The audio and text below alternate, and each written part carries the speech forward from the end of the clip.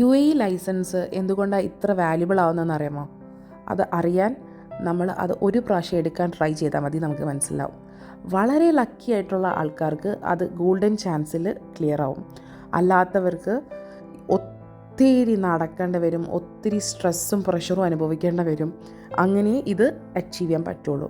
ഞാൻ അൺഫോർച്ചുനേറ്റ്ലി രണ്ടാമത്തെ ഗ്രൂപ്പിൽ പെടുന്ന ആളാണ്. എനിക്ക് ഗോൾഡൻ ചാൻസിൽ കിട്ടിയില്ല due to the over pressure and I don't know. നമ്മൾ പുറത്തുനിന്ന് നോക്കുമ്പോൾ ഡ്രൈവ് ചെയ്തിട്ടൊന്നും തെറ്റില്ല, പക്ഷേ എന്തെങ്കിലും മൈന്യൂട്ട് തെറ്റുകളുണ്ടെങ്കിൽ they may fail U.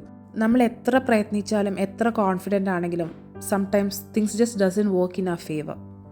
Reverse പാർക്കിങ്ങും സൈഡ് പാർക്കിങ്ങും ക്ലിയർ ചെയ്തതിന് ശേഷം നമുക്ക് കിട്ടുന്ന ഒന്നാമത്തെ ചാൻസിൽ എനിക്ക് ഓടിക്കേണ്ടി വന്നത് താം സെൻറ്ററിൻ്റെ മുമ്പിലുള്ള പാർക്കിംഗ് ലോട്ടിലൂടെ മാത്രമാണ്.